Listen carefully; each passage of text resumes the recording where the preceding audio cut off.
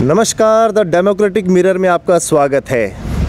NTPC railway यानी non technical popular category पूरे देश में, खासकर उत्तर प्रदेश, बिहार में जो छात्र हैं वो आंदोलन की राह पर हैं। एनटीपीसी एग्ज़ाम है क्या?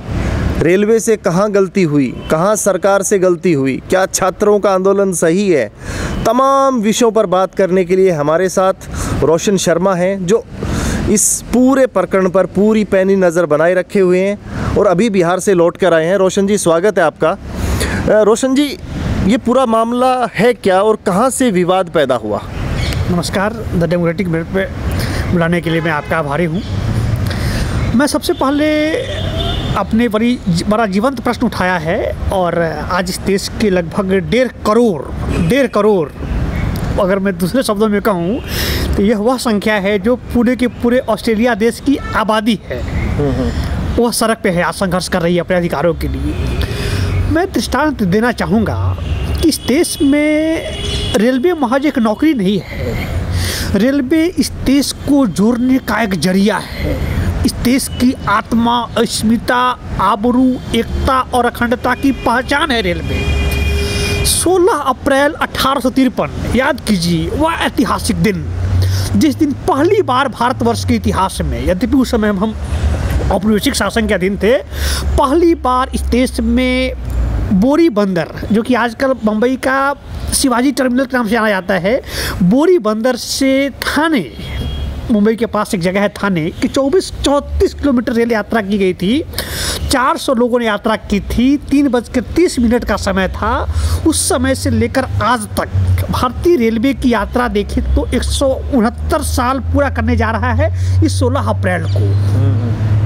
तो प्रश्न है कि वर्तमान में अगर मैं रेलवे का जो इंफ्रास्ट्रक्चर है उसकी बात करूं तो 1,26,511 किलोमीटर में भारतीय रेलवे का प्रसार है। वहां तक हमारी रेल की पटरी जाती है। जी जी। तो प्रश्न है कि जो रेलवे इस देश को जोड़ने का काम करता है, जिसमें 2.5 करोड़ यात्री प्रतिदिन यात्रा करते हैं, मतलब लाखों मैट्रिक टन सामान का परिवहन होता है मालगाड़ियों के माध्यम से, वह रेलवे आज आखिर संकट के दौर से क्यों गुजर रहा है? वह रेलवे जिसके मातहत 12,50,000 कर्मचारी कार्यरत है पूरे देश में, वह आज संकट की घड़ी क्यों गिन रहा है? मुझे याद आता है लॉर्ड कर्जन का ज़माना। लॉर्ड कर्जन जब भारत के वायसराय हुआ करते थे तो कहा गया था कि एक बार यूपीएससी, जो चूँकि एग्जाम की बात चल रही है, आपने एनटीपीसी एग्जाम की बात की, तो यूनियन पब्लिक सर्विस कमीशन ने क्वेश्चन पूछा कि कर्जन के लोहे के तारों ने भारतीयों के दिलों को तार तार कर दिया। मतलब कि अंग्रेजों ने जो रेलवे बनाया, उनकी नियति यह नहीं थी कि भारतीयों को जोड़े, उनका था कि भारत के अंतिम गांव से हमारे जो प्राकृतिक संसाधन थे उसको निचोड़ लेना। आज इतिहास खुद को दोहरा रहा है। यह वर्तमान जो मौजूदा सरकार है, पिछले 5, 6, 7 वर्षों से एक रणनीति के तहत भारतीय रेलवे को खोलने के बजाय इस देश के लोगों को उसका ड्यू, रोजगार का जो अधिकार, एक तरह से संवैधानिक अधिकार है, राइट टू लाइफ का हिस्सा है, वह देने के बजाय रेलवे को अपने हाथ में मुट्ठी बंद कर रही है। यानी आप कहीं ये नहीं कह रहे कि सरकार धीरे धीरे निजीकरण की तरफ बढ़ रही है? आप कहते हैं ना कि प्रत्यक्षम किम प्रमाणम, प्रत्यक्ष को प्रमाण की क्या जरूरत होती है? अभी आपने 2 दिन पहले देखा, इस देश का 100 साल का अनूठा इतिहास वाला इंडियन एयरलाइंस महाराजा, जिसका सिंबल हुआ करता था, वह हमने निजी हाथों को गिरवी रख दी। तो इनकी मंशा कहीं ना कहीं यह है कि रेलवे को अब हम चाहिए। इस देश की आम जनमानस पहले पॉकेट में थोड़ा बहुत पैसा हुआ करता था, वह कहीं से भी पटना, दिल्ली, बोकारो, लखनऊ, त्रिची कहीं जा सकता था। आज रेल यात्रा से पहले सोचना पड़ता है कि मैं रेल में यात्रा कैसे करूं। तो अब हम आते हैं आज का जो अपने जो प्रश्न, जो आंदोलन है, इसकी हम समझना चाहते हैं कि शुरुआत कहाँ, किसकी गलती हुई कि बहुत बड़ा वर्ग है छात्रों का जो अपने भविष्य को दांव पे लगा के आज सड़कों पर है। सबसे बड़ी विडंबना और हास्यास्पद स्थिति तब लगती है कि इस देश का कहते हैं ना, एग्जाम का नाम NTPC है, नॉन टेक्निकल पॉपुलर कैटेगरी। तो इस देश के जो मौजूदा रेल मंत्री हैं वह खुद ही नॉन टेक्निकल या यूँ कहे कि नॉन पॉलिटिकल व्यक्ति, और उनकी यह समझ नहीं है कि जिस देश की आबादी करीब 1.5 अरब होने जा रही है, और क्या कहते हैं कि अफसोस होता है कि 1872 से शुरू होने वाला जनगणना इतिहास में पहली बार ऐसा हुआ है कि 2021 में ड्यू था। यह सरकार जनगणना करवाने से भी डर रही है ताकि लोगों को यह पता नहीं चले कि इस देश में आबादी कितनी है। अगर जनगणना होती तो संभव है कि इस देश की आबादी 1.5 अरब होती। 1.5 अरब का 1% होगा 1.5 करोड़। इस देश का रेल मंत्री आता है मीडिया में और कहता है कि इतनी बहाली कभी नहीं आई। अरे भैया, यह तो दुर्भाग्य है ना, इतने फॉर्म कभी नहीं आए। यह तो दुर्भाग्य है ना कि बेरोजगारी का स्तर जो है सबसे ज़्यादा, सबसे अधिक है, व्यापक स्तर फैला हुआ है। तब तो इतने फॉर्म भरे, वरना मैट्रिक इंटर पास करने के बाद लोग अच्छी संभावना देखते हैं, वे इसकी तैयारी करने के लिए क्यों बाध्य है। मीनवाइल दरअसल रेलवे में पहले हुआ करता था 3 प्रकार की नौकरी हुआ करती थी। चतुर्थ श्रेणी, तृतीय श्रेणी और ऊपर की 2 श्रेणियाँ जो थी वह अधिकारियों की थी। तो मेन बहाली जो इस देश में हुआ करती थी, या आप तो मैं कहूँ अगर थोड़ा विस्तार से, तो इस देश में रेलवे, इस देश में आर्मी, सेना और इस देश में बैंक, ये तीनों के जो यूनिट हैं, आर्मी, बैंकिंग और रेलवे, इस देश के जो मिडिल क्लास जो है उसकी रीढ़ की हड्डी हुआ करती थी। और किसी भी देश के इतिहास में मिडिल क्लास जो होता है वही उस देश की बुनियाद होती है। मौजूदा सरकार ने एक रणनीति के तहत इन तीनों को कुठाराघात करने का, तो इन्होंने क्या किया कि तृतीय और चौथी श्रेणी की बहाली को लगभग कहा जाए तो आंशिक रूप से एक कर दिया, और नाम क्या रख दिया, नॉन टेक्निकल। ठीक वही काम करने जा रही है जो भारत सरकार अपने मंत्रालयों में, आपने सुना होगा MTS, मल्टीटास्किंग स्टाफ। मतलब कि ये 3rd और 4th ग्रेड की श्रेणीबद्ध नौकरी, जो चिन्हित नौकरी थी, नोटिफाइड नौकरियाँ थी, उसको ख़त्म करके एक ऐसा वर्ग बहाल करना चाह रहे हैं जो चाय भी पिलाएगा, पानी भी पिलाएगा, जो कुदारी भी चलाएगा, रेलवे की पटरियों भी सही करेगा, और जरूरत पड़ने पर मुंशीगिरी भी कर देगा, कंप्यूटराइज सिस्टम से, कंप्यूटर से टिकट भी काट देगा। तो इस पूरे को इन्होंने एक छाता के रूप में नाम दिया है अम्ब्रेला सिस्टम के तहत non technical popular course category, अर्थात एक ऐसा कैटेगरी जिसमें सब समाहित हो जाए, matric, inter, BA, MPhil, PhD। आपने देखा होगा बेरोजगारी का जो स्तर है वो इन्होंने एक तरह से ऐसा सामान्यीकरण कर दिया है कि विशेष पढ़ाई करने और सामान्य पढ़ाई करने में कोई फ़ायदा इन्होंने बांट दिया है। अब रेलवे के जो लोग तैयारी कर रहे हैं, एक तो सबसे बड़ी आपदा है कि इस सरकार में पिछले 4 साल में बहाली नाम की चीज़ ही नहीं। बहुत ज़्यादा हंगामा हुआ तो बहाली आई।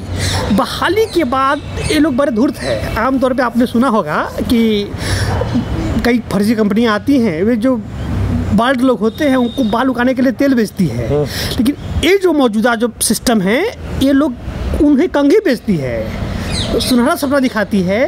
तो रेलवे के बच्चों को कहा गया कि आपके लिए बहुत बड़ी बहाली आ गई। अरे भाई, बहाली बहुत ज़्यादा आ गई तो बहुत ज़्यादा हमें अवसर भी तो दीजिएगा। पहले हुआ करता था RRB ग्रेड वाइज, इस देश में जितने भी 26 कितना जो जोन है अलग अलग एग्जाम दिया करते थे। अच्छा। एक विद्यार्थी एक जगह फेल किया, दूसरे जगह गया, तीसरे जगह गया, पटना में फेल किया, सोनपुर में फेल किया, महेंद्र में फेल किया, विशाखापट्टनम गया, कलकत्ता गया, खड़गपुर गया। इन लोगों ने एक कर दिया, पूरे बहाली को प्रक्रिया को एकीकृत कर दिया। ये ठीक उसी तरह है जैसे कि हमारे देश में आजकल नियम चला है 1 नेशन 1 इलेक्शन, 1 नेशन 1 कार्ड। मतलब कि भारत की जो विविधता जो है, भारत का जो फैलाव जो है, भारत की जो सभ्यता संस्कृति को खूबसूरती जो फैली हुई है, उसको ये लोग बंद करना चाहते हैं। और बंद करना किसकी पहचान होती है? वो डेमोक्रेसी की खूबसूरती नहीं होती है।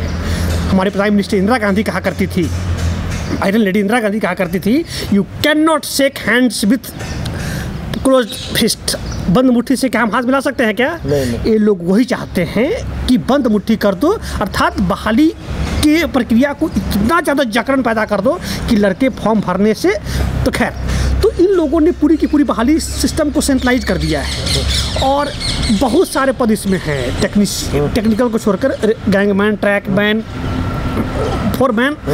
तो पहले जो बहाली आती थी अलग अलग आती थी, उस विभाग के स्पेशलिस्ट बच्चे जो हुआ करते थे, ट्रेंड बच्चे, वो जाया करते थे। अब क्या कर दिया है, पूरे के सिस्टम को एक साथ खिचड़ी कर दिया है। एक लड़का मान लीजिए टेक्निकल है, वो बीएससी करके गया है, उसका लड़ाई करवा दिया है मैट्रिक वाले से। अच्छा। और स्वाभाविक है जब रिजल्ट बन के तैयार होगा तो बीएससी वाला जो टेक्निकल माइंड होगा वह सारे उसका रिजल्ट सारे लेवल 1 उसको पीटी कहते हैं, सारे पीटी में क्वालिफाई करेगा। तो हुआ क्या है केस कि एक लड़का जो क्वालिफाई कर रहा है, वह मान लीजिए रेलवे का 12 सेक्शन है, वह 12 के 12 यूनिट में वह पीटी क्वालिफाई कर रहा है, लेवल 2 में पहुंच जा रहा है। और फेल जो कर रहा है तो मैट्रिक वाला करेगा, मैट्रिक वाला कर रहा है, और उसका 12 सेक्शन में से किसी में उसका नाम नहीं आएगा। मतलब अगर बहाली अगर 1.5 लाख है तो उसमें से मुट्ठी भर 8,000 10,000 जो बच्चे जो हैं वही बच्चे हर सेक्शन में क्वालिफाई कर रहे हैं, और बाकी बच्चे जो है वह पीटी भी पास नहीं कर पा रहे हैं। और जानते हैं इसका परिणति क्या होता है, रेलवे क्या लिख देती है, NFS नॉट फाउंड सूटेबल।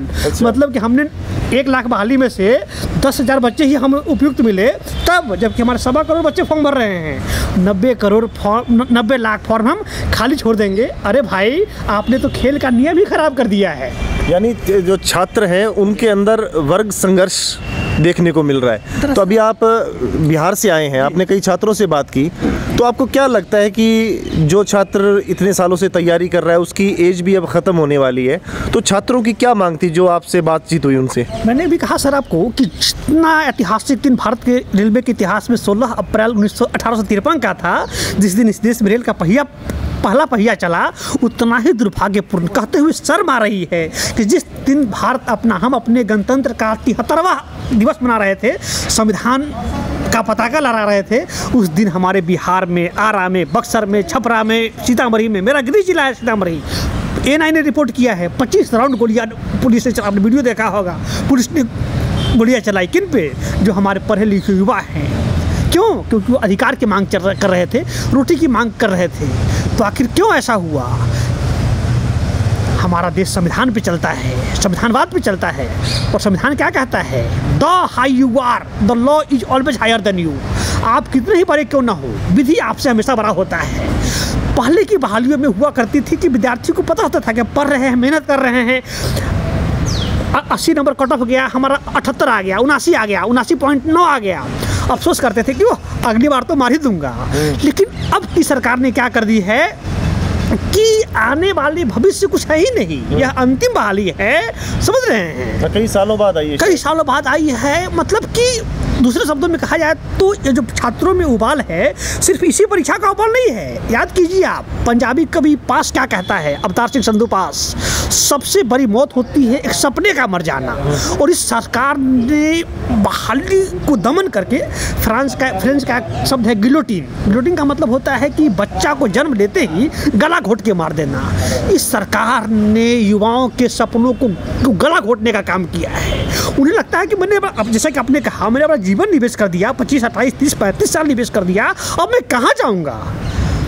तो यह जो उबाल है वह इस बात की बानगी है कि रेलवे की जो बहाली है, NTPC RRB, और जो NTPC के बाद आती है, तो मैं आज के ही अखबार में पढ़ रहा था, NTPC जो नेशनल थर्मल पावर कॉर्पोरेशन है, जो देश की सबसे विद्युत प्रदाता कंपनी है, उसने आपत्ति जाहिर की है रेलवे से कि मेरे नाम मेरे नाम को बदनाम मत किया कीजिए, अपना कुछ और नाम दीजिए। अंतिम सवाल कि अब इस चीज़ का क्या समाधान हो सकता है? रेल मंत्री खुद आए, छात्रों से कहा कि एक कमेटी बनी है जांच की, सरकार का कहना है कि चुनावी माहौल है, चल रहे हैं, तो हम कुछ, हमारी भी बाध्यता है। तो आपको एक समाधान की तरफ अगर बढ़े तो आपको क्या सुझाव देना चाहेंगे? आप क्या एनालिसिस करते हैं कि इसका क्या समाधान हो सकता है? इसका सर सबसे बड़ा समाधान, मैं समाधान 2 स्तर पर देख रहा हूँ। सबसे बड़ी समाधान है राजनीतिक मंशा होनी चाहिए, जो कि इस सरकार में दिखाई बिल्कुल नहीं पड़ रही है। इस देश का रेल मंत्री आके अगर यह गैर जिम्मेदाराना बयान देता है कि इतना हम अपेक्षा नहीं किए थे, अरे भाई शायद किसी शायर की कभी है ना कि कुर्सी ही तो है, सब तो नहीं है ना कि उठ नहीं सकते। अगर आप इनकेपेबल हैं, अगर आप अक्षम हैं तो छोड़ दीजिए।